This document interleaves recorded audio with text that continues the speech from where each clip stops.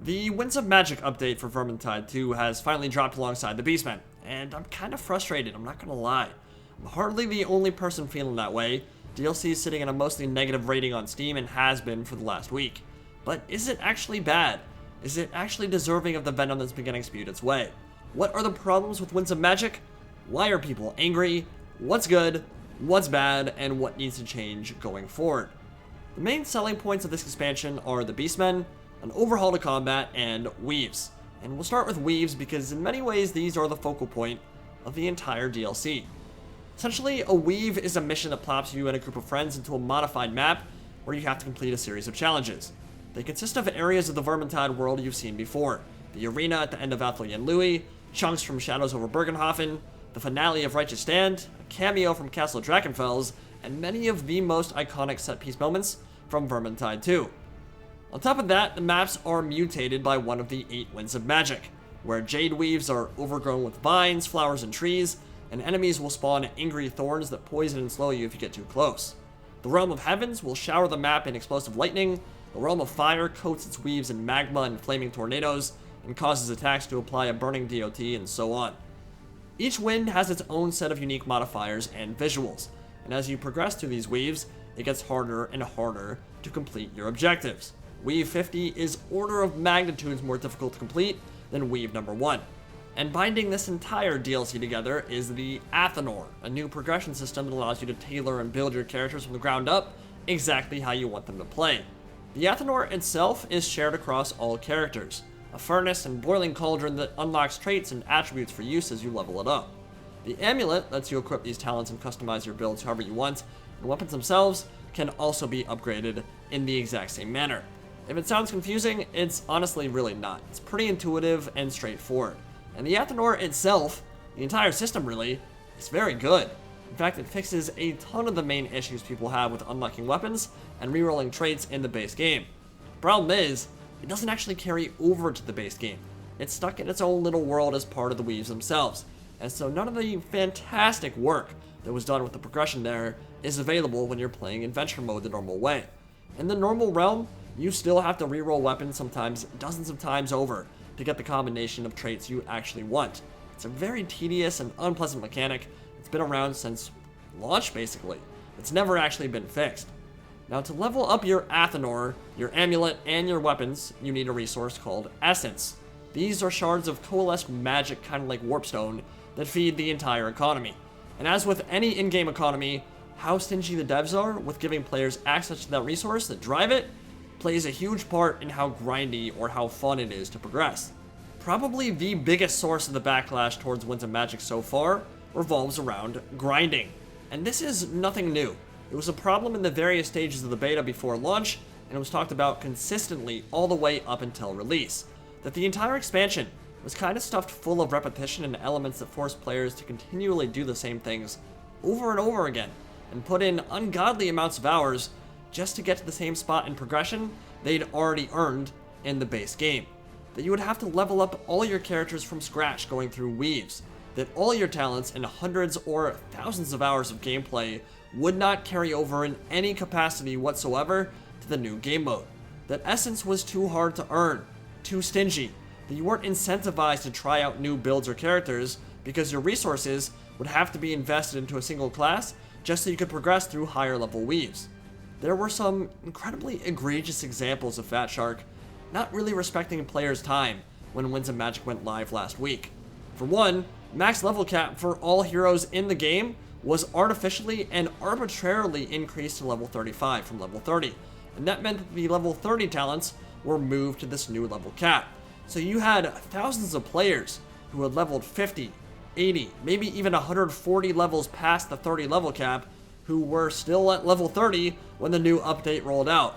So everyone lost their top tier abilities. They were just taken away and moved to a cap that no one had yet, despite lots of people already having put in the work to already earn that level. For another example, to even unlock Cataclysm, a new difficulty that was one of the main selling points of Winds of Magic, players were forced to beat all 4 legend bosses once again, something many of us have already done dozens, if not hundreds of times before. So, upon booting up the game for the first time since the update went live, instead of getting to play, the new content, we're forced to play old maps on a difficulty we've already completed many times over. Why is that a thing?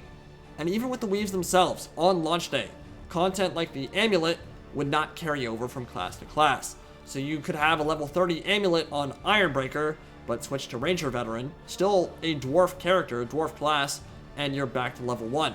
Even though it's the same hero. That doesn't feel very good.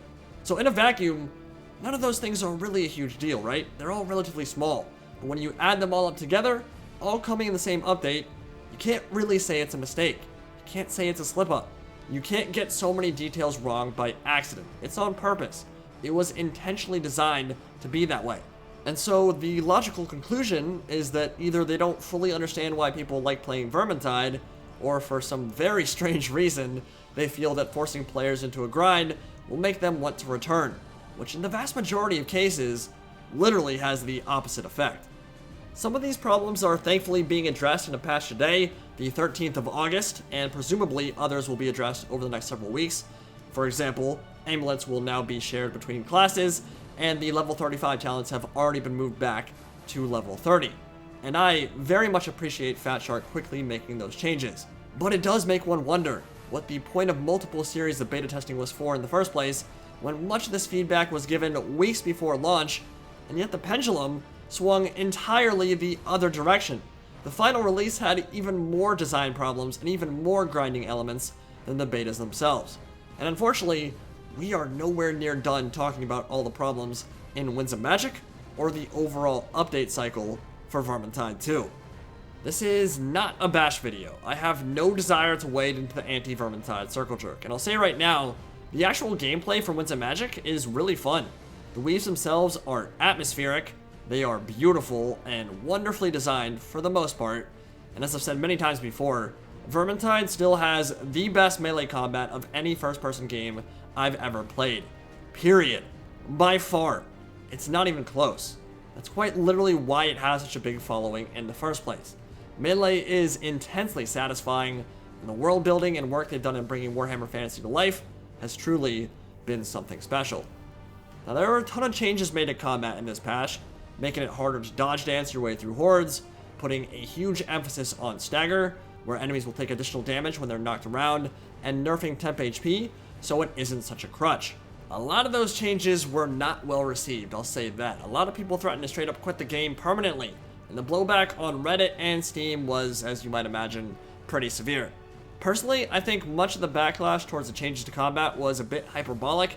That is not to say there were not valid complaints, because there certainly were, and I completely understand that some people feel like the focus on stagger and the lowering of the dodge window made combat feel kinda clunky and a step backwards from previous patches.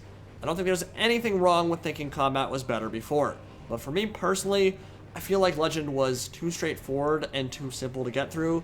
The team play wasn't really encouraged or even necessary because dodge spamming was so forgiving, and I've already gotten used to the changes in combat from this patch, and honestly, I don't think it feels that different ultimately. You can still dodge dance, you can still kite, you can still clutch and do all the things you used to be able to do. It just requires a bit more finesse and timing, and asks that you overlap your DPS with teammates a bit more, which seems kinda logical to me in a co-op game. So in terms of the intentional changes to the combat itself, I'm not really having too many issues on that front. But as is very common with these big Vermintide updates, ugly problems are coming home to roost, ones that aren't exactly new. Beastmen, for example, are abnormally quiet during hordes. The entire sound system really is kinda bugged on Winds of Magic. Entire squadrons of big, brutish, lumbering gores can somehow sneak up on you and your allies just right from behind, to the point that sometimes the first sound you hear out of them isn't from the noise they make, but from the audio cue that tells you you're about to get stabbed in the back, which, by the way, is a cue that got messed up in this patch as well, and isn't always playing properly. At this point, I have 30 hours on the beta client and the live version of Winds of Magic combined, and I can safely say that, yeah, Beastmen are a little overtuned, especially when you compare them to the Chaos and the Skaven forces of the Rotbloods and Clan Fester. Their attack animations, their resistance to stagger, their mass, their ability to headbutt and punch awkwardly quickly after getting knocked around, phantom hitboxes on their spear attacks, and these huge amorphous blobs they run around in without worry or care in the world for being inside each other all the time sounds perfectly Slaaneshi, but makes for a sometimes very unpleasant experience when taking damage you really should not have taken. I think overall the Beastmen are quite fun to play against, and they're well designed, and with the exception of the Wargore, who blends in way too well with regular Gores, and quite frankly just needs to get a new model completely, they look and feel intimidating to fight, and are very satisfying to kill. I like going up against the Beastmen, but they are unquestionably a little bit janky right now, from the fact that their banners can clip through walls and in choke points, do some really janky stuff there, to their audio cues, and a bunch of bugs that are kind of hounding them at every turn. Most of my issues on this patch, and with the overall state of Vermintide at the moment though, aren't really related to gameplay. The gameplay itself is great, and Fat Shark should be very proud of that, but there are some poorly thought out elements of this DLC that need fixing as we move forward, and I want to highlight some of those.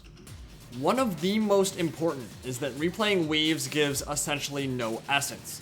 A couple hundred at most, for beating a weave for the second time. The most important resource that ties the entire economy of Winds of Magic together disincentivizes you from going back and playing with your friends to help get them leveled up. Because you literally get nothing for it. Why would anyone want to go back to any of the weaves, whether it be a high level weave or a low level one, to help out a friend when the earnings are a one-time deal, when they'll earn pocket change that won't even allow them to upgrade their own gear? So, say a good friend is away on vacation or focusing on Cataclysm for the first few days of Winds of Magic. Too bad. You're at level 1, while everyone else who's playing weaves is max level with their characters, and you have to either get carried hard through very difficult high tier weaves, which a lot of people just simply aren't good enough to complete to begin with, or your friends have to suffer through the low level stuff, the boring stuff, and earn absolutely nothing for their time, effort, and energy. This hardly seems like good design. It appears that Fat Shark didn't want people farming certain weaves over and over, but the side effect is it severely hinders replayability, because no one wants to replay it. So once you get past Weave 30 and unlock the max amount of essence for beating Legend or Kata runs, a lot of players will simply be unable to progress and level up their characters at a meaningful clip, because the weaves are not replayable for essence. So you can actually be put in a situation where you've maybe maxed out one character, but don't have a group to play with that's good enough to progress past, say, Weave 25 or Weave 40, and suddenly gearing up your other characters becomes incredibly hard because you don't have an efficient way to earn essence. I mean, sure, you can farm legend runs and Kata runs and earn some essence that way, but that is a long and arduous road. And once again, it comes full circle back to grinding. Progression and unlocks are perfectly fine and can be a great way to incentivize people to play the game as long as they feel like they're earning new things and that their time is being rewarded, that their time isn't being wasted. But forcing them to unlock the same traits and the same levels all over again, class by class by class, regrinding for the exact same content, is not the way to make people feel good or want to keep playing Vermintide. And Essence caps out at 7250, so even if you are one of the few players who can make it super deep into the weaves, and those players are honestly few and far between, you'll earn the exact same amount of essence for Weave 30 as you will for Weave 100, despite the latter being way more difficult. Now, Fat Shark are taking steps to fix this essence problem somewhat by making amulets share across all classes, which is great. It means you don't have to spend as many resources to level up, but it is a bit confusing how this all made it past beta, given the feedback they received on numerous different platforms. Weaves are supposed to be puzzles that you solve with your friends. They're supposed to be fun trial and error with a group where you try and address difficulty with different team comps and different strategies. But the way weaves are designed at the moment, you're forced into playing a certain style because you're only going to have a handful of characters leveled up in any reasonable amount of time. If Foot Knight isn't doing the job because my team needs more range DPS, I can't just switch to Waystalker and play a high level weave with her, because chances are her level isn't going to be anywhere near high enough to tackle that weave. And we can't go back and play old ones to level her up because we're not going to get any essence for doing that. Even for this video, I wanted to change up my weapons and I wanted to change up my characters so I could get some nice variety and show off a bunch of different stuff. But I was actively turned away from doing so because it would require me to spend essence to level up other classes from scratch, which takes a long time to do. I fail to see how that's a good thing. You should be encouraged to experiment and try out different builds and different strategies, but Winds of Magic actively fights you every step of the way. There's a heavy focus on leaderboards right now, which even many of the best players in the community don't really care about at all. I play with literally some of the best Vermintide people around, and sure, some of them care and want to see their name up in shiny lights, but for most of them, they don't really care at all. This is a PvE team-based game. Why would people who are trying to complete missions as a team care about a leaderboard that gives them nothing but bragging rights to the handful of people who care about it in the first place? There's nothing to unlock there, really. There are no exclusive skins, no weapons, no unique hats or anything of value at all. And they're going to be reset in a couple of months anyway, which scares me. This part scares me tremendously. I would like to think Fat Shark would never even consider doing this, but as far as I'm aware, they have explicitly stated that wipes will occur at the end of each season. How long seasons will last, we're not sure yet. We don't know what those wipes will entail yet either, but one would think it's just the leaderboards. If it's not, oh my god. If they're actually considering actively wiping all progress and talent trees as well, then Weaves are well and truly dead on arrival. There's no other way to put it. Player base for Weaves is already very small. There will be no one back for Season 2 if we have to unlock the same talents and the same abilities and the same talent trees in general for the third, fourth, or fifth time. Nobody is playing Vermintide for an experience like that. Nobody. Guaranteed. And so in terms of the leaderboards themselves, if you're catering to the top 1% of players, and even that 1% isn't particularly interested, then what the hell's the point? I feel like Fat Shark wanted to make this whole thing super competitive, but sacrificed replayability. Randomized Weaves would not have been good for a leaderboard type system, but they would have made for a more replayable, just a more replayable game in the long run. And frankly, I think that's a lot more important than catering to that 1%, even if I'm close or part of that 1%. There's a couple minor gripes I have with Weaves, like some runs not having enough enemies to complete objectives in a timely manner, where you have to double back and search through the entire map again, only to find trickles of enemies hiding in corners here or there. And this might just be my own baggage, but I was under the impression that wins and their objectives would change up and get additional or customizable modifiers as you progress through each mission. But for Death, or Shaiish for example, the death orbs that chase you around the map are what make Death Weaves. So you might love the aesthetic of Death or Shadow like I do, but if the objectives are garbage and unfun, which they are for Shaiish and Olgu in my opinion, you end up never wanting to actually play them anyway. But then there's the cosmetic side of the DLC as well, and cosmetics really grind my gears on Vermintide. Like, there's nothing that goes straight to my rage bone quite like cosmetics. Pretty much every single facet that could have gone wrong with cosmetics has gone wrong in this series, and has been going wrong since launch a year and a half ago.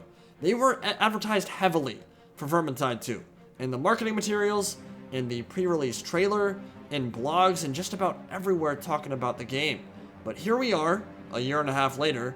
The new weapons in Winds of Magic don't have skins, the Weave skins don't carry over to the base game, there are no unique rewards for Cataclysm difficulty, there were no new cosmetics added in the expansion, and the last time we got new cosmetics was when?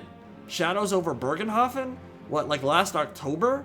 It's been 9 months since the last major update, and not a single new cosmetic skin or hat was added during that span.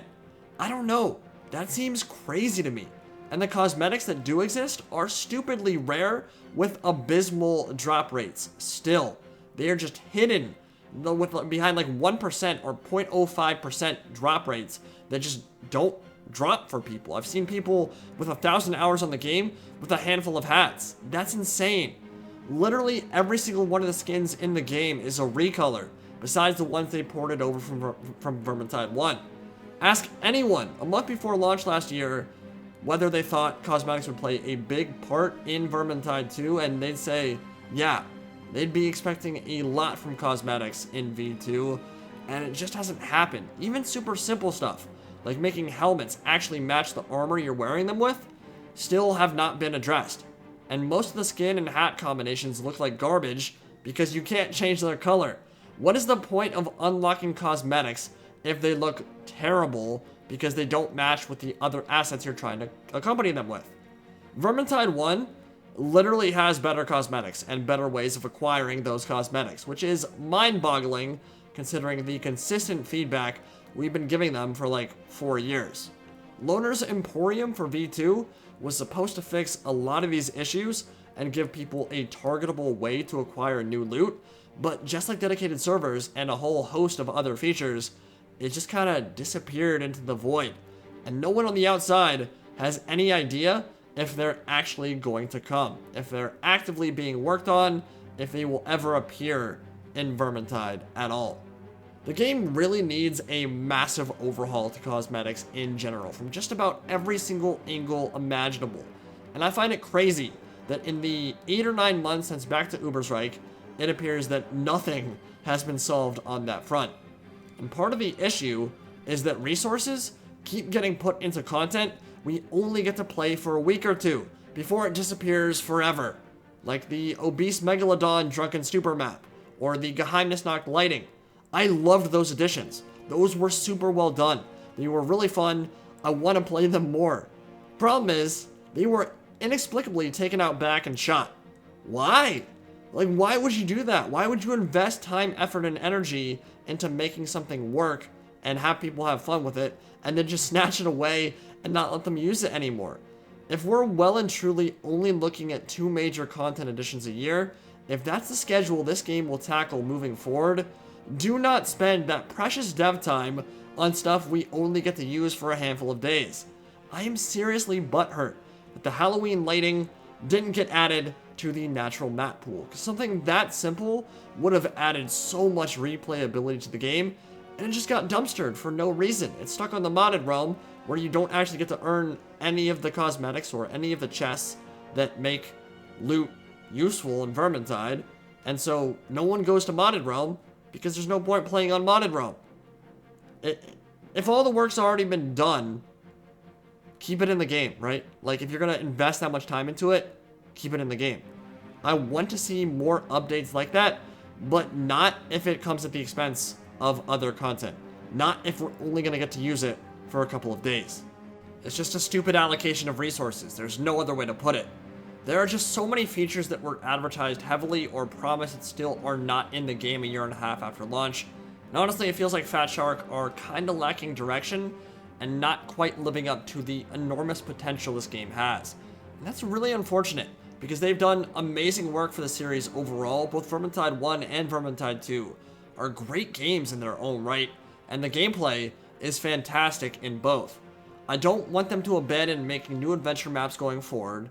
I want them to understand that grinding levels for content we've already unlocked is not a good way to keep people invested in the game, and I don't want them to continue putting time, effort, and energy into content that we barely get to use. Ultimately, I want them to finish the things they promised they would create, Loner's Emporium being a prime example, new cosmetics that aren't just recolors, dedicated servers, the whole 9 yards. I'm excited for the future of Vermintide because I love the devs and I love this game. I believe in them and I believe in their product, but I'm also a little scared. I don't want to see them squander the potential this series has, and there has been a metric crap ton of missteps on Winds of Magic that will likely make it one of the least successful expansions in Vermintide's history, if not from a financial standpoint, at least from a community one. And that is unfortunate because I feel like a lot of the content here is great. Weaves are fun. Beastmen are fun. They're well designed. They're fun to kill. They're fun to fight. I personally find Weaves enjoyable and challenging. Same with Kata. Same with the new difficulty. I still find the gameplay awesome and engaging, but it feels very unpolished. There's a lot of things that leave you scratching your head. It's lacking replayability. It's lacking appeal for any but the most hardcore of fans. And I can't believe I'm saying this considering it came out almost 9 months after the last DLC. It feels like it needed more time in the oven. It needs some big changes going forward if it wants to capture the lightning in the bottle feeling again. And there is plenty of enjoyment to be had here, but there are many lessons that still have not been learned, and ultimately, I'm not convinced that weaves are the future of the Vermintide series. Not yet.